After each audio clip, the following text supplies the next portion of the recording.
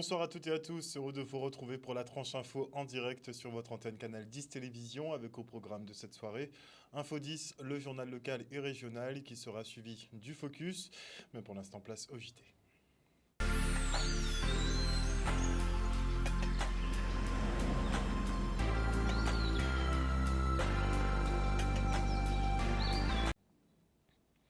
Nous sommes le mercredi 4 octobre 2023 et nous sommes en vigilance jaune pour fortes pluies et orages. À peine la tempête tropicale Philippe passée qu'un autre phénomène cyclonique s'annonce, une onde tropicale qui devrait nous impacter demain, donc de jeudi à vendredi. La prudence sera de mise. Et les habitants de la résidence SIG des Myosotis à Basse-Terre ont de nouveau vu leur logement complètement inondé dans la nuit de lundi à mardi. Alors. Sur ces logements sociaux qui avaient beaucoup douillé pour Fiona. Regardez. Alors. La SIG et toute personne qui vont regarder cette vidéo, c'est reparti pour un tour. Voilà ce que j'ai, il est 19h30. Voilà ce qui sort de mon mur. Il vient de commencer à pleuvoir, hein. J'ai toute la nuit. Regardez ce qui sort du mur. Tout est inondé, regardez le sol. Regardez. J'ai tout ce que vous voyez au sol là, c'est de l'eau. Voilà. De nouveau sinistrés. Voilà. De l'eau. Et qui se déverse bien sûr sur la terrasse. Merci, la SIG. Les habitants de Vieux-Fort, eux, sont inquiets et avec raison. Entre le danger d'éboulement que représente la sablière et les ravines qui ne sont pas entretenues, le danger est bel et bien présent lors d'épisodes pluvieux. Regardez. On sait très bien qu'au niveau de la sablière, les éboulements, c'est constamment. Il y en a eu juste avant la tempête. Donc au niveau sécurité, c'est pas bon pour nous, mais vraiment pas bon. Il y a une personne qui a été emportée par la mer, sauvée par la gendarmerie. Son véhicule en est resté sous les éboulements. Voilà, c'est ce qu'ils ont essayé de ressortir ce matin. Maintenant, au niveau de la commune, il faut savoir aussi qu'on a les problèmes des ravines. Des ravines qui, depuis, en tout cas que nous, on est au niveau de la mandature depuis 2020, on demande au niveau de la région, au niveau de la communauté d'agglomération. J'ai vu aussi l'ADEAL parce qu'il y a eu Fiona entre-temps et rien n'est fait. Les ravines ne sont pas désengorgées depuis des années. Et là maintenant, j'ai vu avec le préfet aussi ce matin, quand on était sur le terrain, avec le président de région, où moi clairement, je demande pour ma population et pour toutes les personnes qui passent ici, qui doivent être en sécurité, d'une part qu'au niveau de la sablière, quelque chose soit fait pour qu'il n'y ait plus d'éboulement, clairement et très rapidement, et au niveau des ravines, que les choses aussi, qu'il y ait quelque chose les compétences de ces collectivités soient vraiment pris en compte et qu'ils fassent le nécessaire pour les communes, parce qu'on ne peut pas être en danger dès qu'il y a une pluie. Les habitants sont inondés, leurs habitations sont inondées, les ravines débordent au-dessus des ponts. L'eau se ferait un chemin là où il veut et c'est pas normal. Vous avez vu les vidéos, vous avez vu les routes. Ce sont des rivières qui se font, les canalisations sont bouchées. Ce sont des rivières qui rentrent chez la population.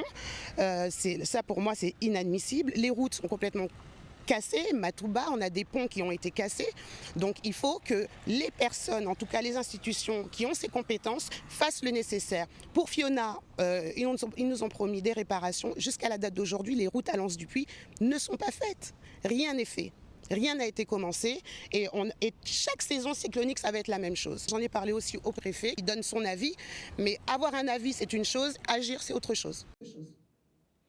Des inondations qui en plus endommagent le réseau de distribution d'eau potable et occasionnent des coupures prolongées. Alors en attendant le retour à la normale, les riverains de Vieux-Fort sont alimentés en bouteilles d'eau par la société SOR et Distribution au Secours. Une unité mobile a aussi été installée pour pallier aux besoins. Regardez.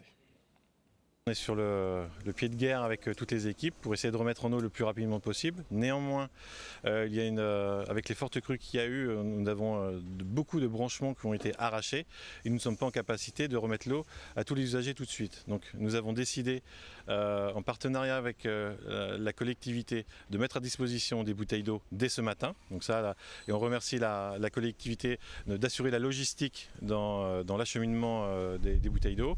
Et avec notre partenaire Distrio, effectivement, on met à disposition une unité mobile pour pouvoir redonner en plus de l'eau aux gens pour qu'ils puissent venir remplir leur bouteille d'eau, de manière que ça nous laisse nous du temps derrière à réparer tous les branchements. C'est comme une mini-station, exactement, avec un procédé d'ultrafiltration que nous installons sur le département. Et là, la commune de Vieux-Fort a été victime des intempéries.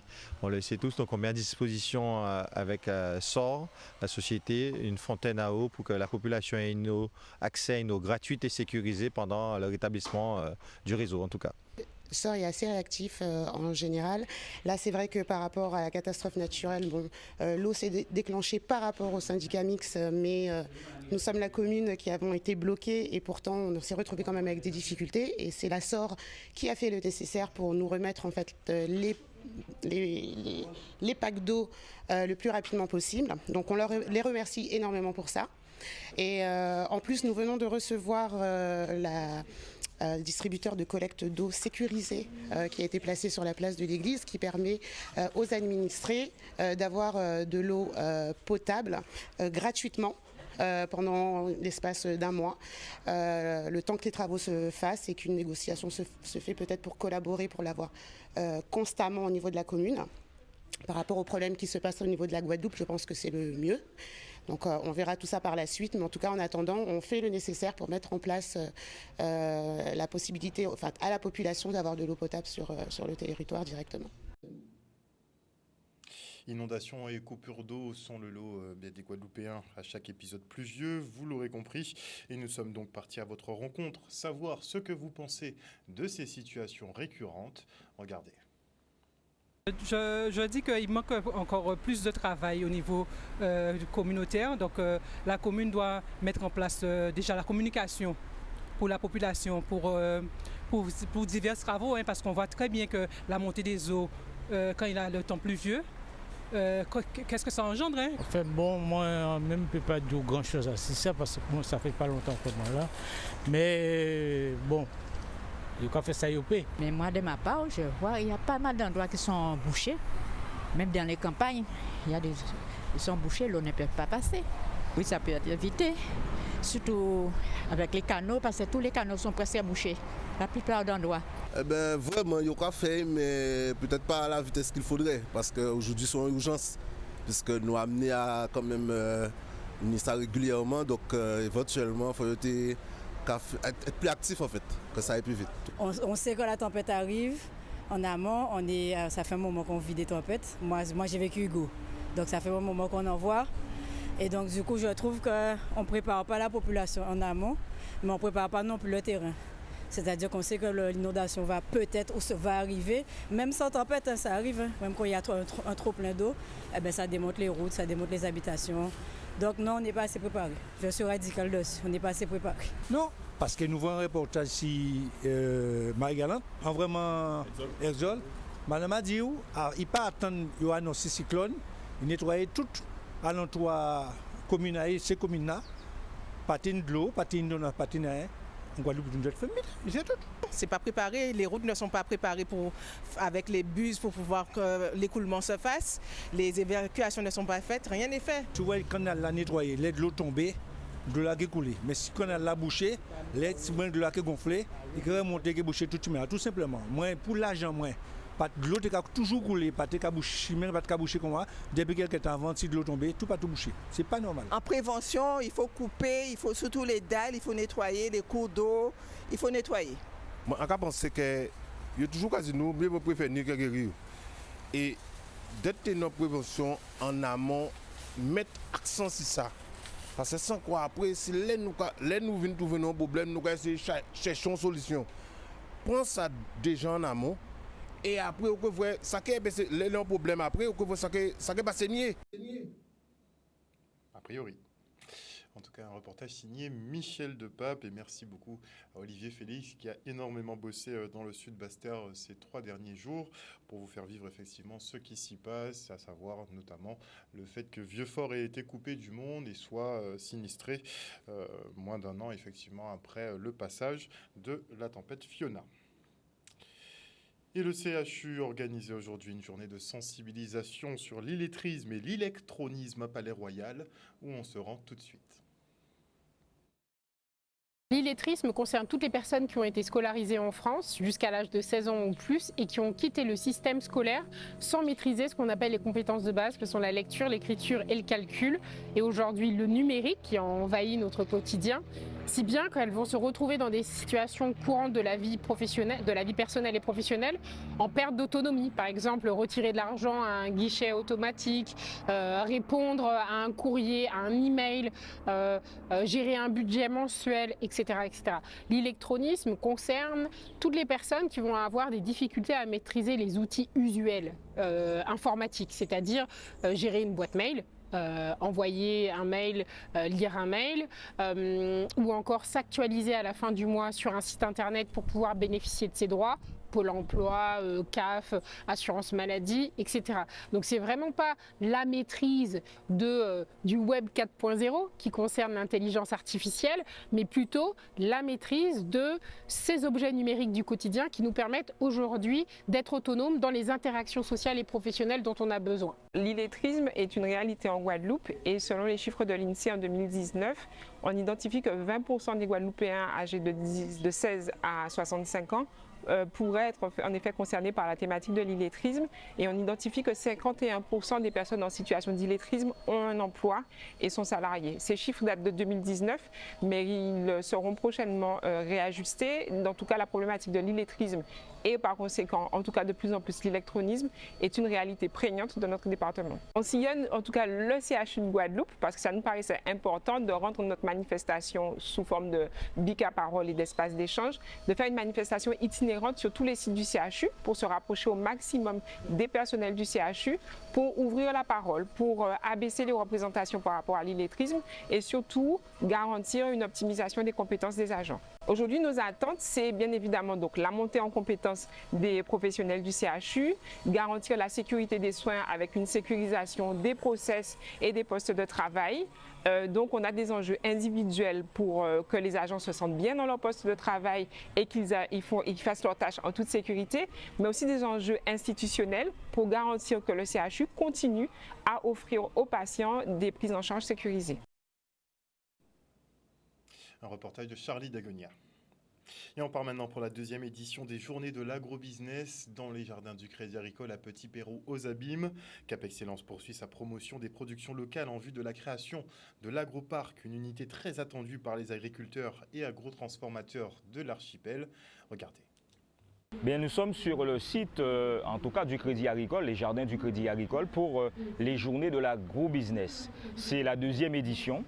Et nous comptons véritablement sur cette édition, en tout cas pour pérenniser cette manifestation, qui est un espace d'échange, un espace où nous apportons un accompagnement, des informations aux porteurs de projets, aux entreprises qui se lancent dans le domaine de l'agrotransformation. Parce que si on peut considérer que l'agriculture représente une richesse en matière de production et de savoir-faire, eh bien les activités économiques liées à l'agrotransformation peinent parfois à se développer. Il s'agit pour Cap Excellence, au travers de son projet phare, l'agroparc Caraïbes Excellence, eh bien, de permettre aux agrotransformateurs de trouver là des conseils, de trouver des informations. Nous avons là, ici, sur ce site, regroupé un certain nombre de professionnels pour pouvoir répondre à leurs interrogations et ce faisant leur permettre eh bien, de développer leur unité économique. Eh bien, Jodla a présenté fromage de coco et beurre de coco et l'huile woukou pour faire manger. Eh bien, on a produit ça avec coco, il y a un coco naturel et ça végétal quoi. Depuis là, on a entendu parler des fromages de coco. Eh bien, chaque semaine, on a coupé 600 à 700 coco, moi tout seul, on a décortiqué et puis on a produit l'être là. Et là, on produit l'être là, c'est l'être là on a transformé. Mais bité là, ils savent qu'il est terrible là, pourquoi on a fait fromage de coco? Parce qu'on a trouvé un bité naturel qui a cassé minéraux à l'être là, et qui a transformé en beurre et en fromage. Donc c'est les seuls à faire ça au monde, ni d'autres monde qui ont fait fromage au coco, mais c'est de l'eau. Vous comprenez? Donc fromage au coco, c'est Sandokan qui a fait ça. Je présente aujourd'hui une partie de nos réalisations. Ce sont des sauces type pâte à tartiner avec des végétaux du pays, aussi des produits venus d'ailleurs tels que le hareng-sor, le colin salé, la cive pour la Guadeloupe, les oignons pour la France, le hareng c'est du Canada, enfin voilà. Il y a aussi également les sirops tels que le salse-pareil de Guadeloupe, la quinine, la sonde, le poivre noir, ainsi que le booster au curcuma gingembre citron, mais aussi le sirop qui est à la mode, le clitoria. Donc ce sont des sirops, ce sont des produits de bien-être. On essaie de voir pour, à l'ère, cette ère nouvelle, de bien manger, de mieux manger pour bien se porter, bien vivre. Et bien nous sommes dans ce contexte-là. Et on salue Sandokan et Monsieur Sauce. Et à l'occasion de ses 15 ans, Synergie organisait les 3e rencontres éco-innovation. Il s'agit pour le pôle de présenter des projets d'études autour des matériaux et constructions durables. Il était aussi question de lancer un appel à manifestation d'intérêt sur les bioénergies. On se rend à l'hôtel Arawak au Gosier. C'est un séminaire qu'on a organisé sur 3 jours qui s'intitule les rencontres éco-innovation. L'idée c'est de fêter les 15 ans du pôle d'innovation au service de la Guadeloupe, donc pour accompagner la transition écologique et énergétique du territoire. Donc on a pu aborder des séquences diverses sur la bioénergie par exemple, l'encouragement de ces nouvelles filières ou encore l'hydrogène sur lequel on travaille beaucoup en ce moment sur le territoire. Et aujourd'hui sur la 3e journée, on parle plutôt de tout ce qui est matériaux et construction, donc tout ce qui est matériaux durables, cycle de vie des matériaux. Et on a la présentation de plusieurs projets d'études et projets en cours de manière plus opérationnelle sur le déploiement de ces nouvelles innovations sur les territoires ultramarins. En fait, on essaye de mettre en place des actions communes, donc des synergies entre les différents territoires ultramarins et puis de sortir des actions, des fiches actions communes. On lance par exemple un appel à manifestation d'intérêt sur la bioénergie, donc lancé par Synergie sur l'ensemble des territoires ultramarins.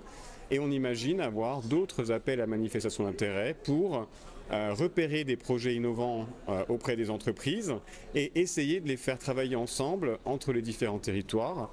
Pourquoi? Pour mutualiser les coûts de recherche, de développement, de certification, etc. entre plusieurs territoires et avoir ensuite des développements sur chacun des territoires. Metom a pour ambition de déployer le gaz naturel pour véhicules sur le territoire. C'est un carburant qui est largement utilisé en Europe continentale, y compris l'Hexagone. Et on pense que c'est une opportunité pour la transition énergétique des transports ici en Guadeloupe. Ce gaz naturel, il peut être produit. Donc c'est à base de méthanisation, entre autres aussi avec l'hydrogène, on peut aussi utiliser ce potentiel gaz pour faire notre propre carburant. On a beaucoup de choses à prendre en compte, donc justement on a des laboratoires qui font des essais sur différents matériaux pour voir s'ils sont adaptés au contexte insulaire. Par exemple, on vient d'avoir une présentation sur l'utilisation des différents matériaux pour la résistance aux thermites, donc le bambou, le vétiver. Donc c'est vraiment une démarche d'essai pour voir ce qui correspond le mieux, effectivement pour s'adapter en conséquence par rapport aux normes qui peuvent être imposées en métropole. Le coût économique est peut-être un peu plus important, mais ça crée de l'emploi sur le territoire, ça crée des entreprises et ça c'est inestimable. On est quand même sur des territoires avec des taux de chômage qui sont assez importants, donc on se doit aussi de participer à la structuration du territoire par la création de ces nouveaux emplois. Je crois qu'en mobilisant nos forces et en collaboration pour créer des industries vraiment pertinentes pour le territoire et cohérentes et adaptées, je pense qu'on va répondre de manière efficace à cette ambition de transition. Un reportage signé Solène Fèvre. Et notez que le tribunal administratif de Martinique rejette le recours du préfet visant à empêcher la reconnaissance du créole comme langue officielle, de quoi satisfaire Serge Letchimy qui a entamé les démarches nécessaires pour que la langue maternelle de son île soit enfin considérée à sa juste valeur. Et maintenant, je reçois l'artiste Sly. Bonsoir Sly. Bonsoir. Alors, je tiens à dire que tu as marqué, tout ce pays, hein, forcément. Hein, tu es l'auteur de Ne rentre pas chez toi ce soir, de Flamme, ça reste gravé, ce sont des tubes. J'imagine qu'on t'en parle toujours à l'heure d'aujourd'hui. Tout le temps. Mais c'est beau d'avoir des classiques. C'est-à-dire qu'à la base, quand on écrit, quand on compose, on ne sait jamais ce que devient un titre. Et là, bon, voilà, ces 2 titres-là, comme dit précédemment, ils ont marqué et voilà, ils traversent les époques, en fait. Est-ce que c'est pas une chance justement d'avoir des classiques à une ère où on est à l'ère du streaming, de la consommation exacerbée de musique? J'ai l'impression qu'il n'y a pas de hit qui reste. C'est vrai qu'on est passé à un mode de... J'aime pas trop ce mot quand je l'applique à la musique, mais un mode de consommation, entre guillemets, donc de la musique qui est totalement différent et qui est beaucoup, beaucoup, beaucoup plus rapide qu'à une époque où, quelque part, le mystère jouait. C'est-à-dire qu'on laissait passer un certain temps entre 2 nouveautés et ça suscitait une espèce d'envie, des désirs. Et puis, quand la nouvelle chanson débarquait, ça partait. Et on avait ce frisson-là, cette sensation-là. Aujourd'hui, il faut être... je crois que c'est quasiment la prime à l'omniprésence, en fait. Donc, il faut être assez fréquent, etc. Donc, c'est un plus d'avoir des classiques qui ont traversé les époques et qu'on puisse avoir ça dans son... Et je l'espère, ouais, voilà. En tout cas, tu collabores en ce moment sur le projet West Indian Studio, donc le projet Wish, qui essaie justement de raconter un peu l'histoire de la musique antillaise. Pourquoi tu as accepté de participer justement au projet? Ça s'est fait en fait relativement simplement. Julien Dalle, donc le réalisateur, m'a contacté directement et m'a exposé un peu son projet. Et il était déjà bien avancé dans ce projet. J'ai assisté en fait à des projections à Paris, en région parisienne, et du coup, j'ai pu voir notamment les épisodes pilotes et voir à l'œuvre effectivement en pleine action, donc plein d'artistes que j'ai eu l'occasion de côtoyer. Et, ça fait bizarre de les voir à l'écran? Oui, ça fait très bizarre. Voilà, exactement ça. Ça fait très bizarre. Et j'avoue que ce qui m'a beaucoup plu et qui a fini de me convaincre, et c'est allé assez rapidement, déjà que ce soit effectivement une production guadeloupéenne, réalisation guadeloupéenne, ça fait très plaisir. Ce qu'il a pu mettre en avant, utiliser les compétences locales. Ça, c'est très fort. Je trouve ça très fort. Associer un maximum de gens. Faire découvrir des métiers au-delà de la série, donc bien de l'aspect visuel. Derrière, il y a de la technique, il y a des techniciens, il y a des différents métiers qui puissent intégrer effectivement des jeunes formés à ces différents métiers. Donc ça, c'est génial. Ensuite, l'envergure du projet. C'est-à-dire que c'est quelque chose qui peut faire école. Pourquoi? Parce que j'ai eu l'occasion de le dire, en fait, je pense que le champ d'application sera énorme. Ce que je veux dire par là, c'est que là, c'est quoi? On a tout un monde musical qui s'associe, qui adhère à un projet.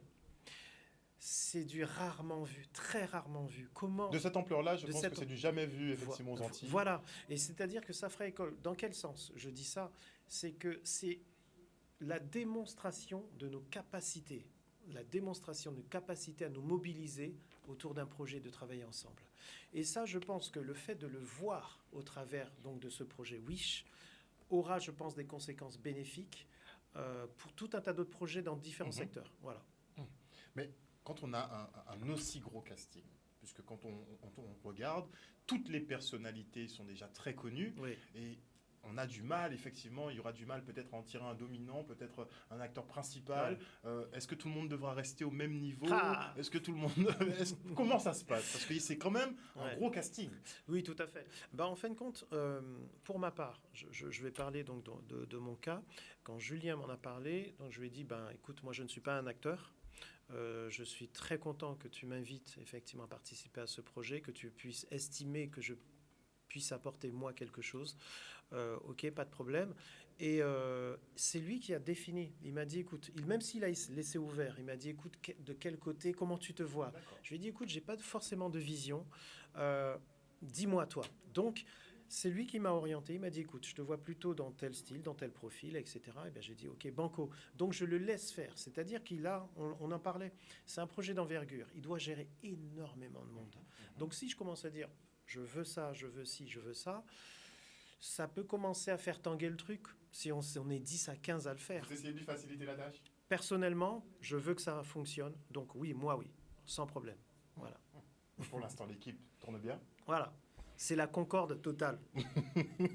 Ça, c'est excellent. C'est vrai qu'on pourrait avoir un volume de création d'épisodes qui dépasserait l'entendement. C'est du jamais vu ce casting. Donc, On a de la matière. Oui. Après, il faut arriver à mettre tout ça à l'image. Oui. Ça représente un coût qui est conséquent puisqu'il Complètement. veut bien faire le job.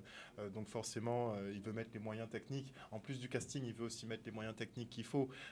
Et donc, ça a son coût. Oui.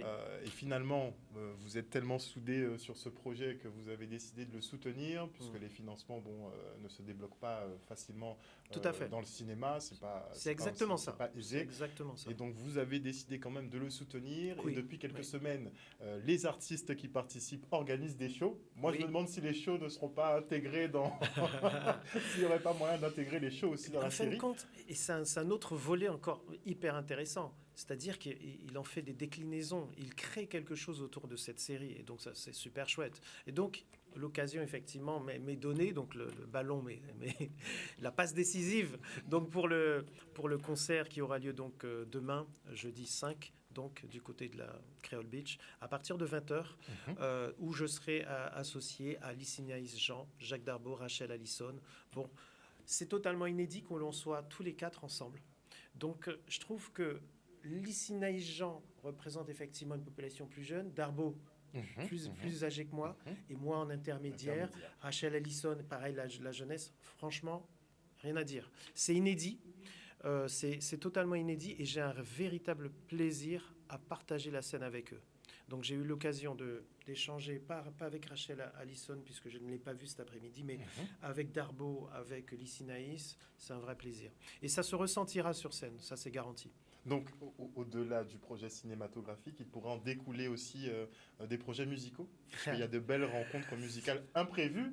Complètement. qui se Alors produisent. en fait, voilà, parce qu'en fait, finalement, j'ai tourné des scènes avec des artistes que je ne voyais que individuellement, mais là rassemblés ensemble. Donc des discussions se font, donc des possibilités naissent, des opportunités. Ah, tu étais là-bas aussi, ok. Ah, mais tu fais quoi à telle période? Ah oui, parce que j'ai un plan là, etc. Ça discute, et ça discute de quoi? Ça discute de possibilités de collaboration. Et donc pour créer des œuvres inédites et peut-être très punchy, des choses qu'on n'a peut-être pas encore entendues. Pourquoi? Parce que c'est des mélanges multigénérationnels. C'est génial.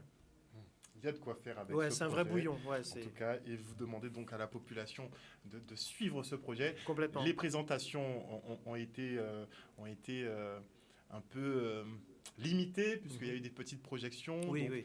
la population n'a pas encore vraiment vu l'ampleur du projet. On espère qu'il y aura une petite présentation quand même pour les motiver. D'accord. Mais s'ils veulent avoir un avant-goût, ça se passe déjà demain soir à la Creole Beach, Oui, complètement. où vous serez en prestation donc avec Lycinaïs Voilà. Jean, Rachel Allison, à qui on fait un gros coucou, et Monsieur Darbo aussi, à fait. qu'on apprécie énormément. En tout cas, merci beaucoup Sly, Merci pour l'invitation. pour le travail que tu réalises. Merci pour les tubes. Pas hein. ni souci. On a bien...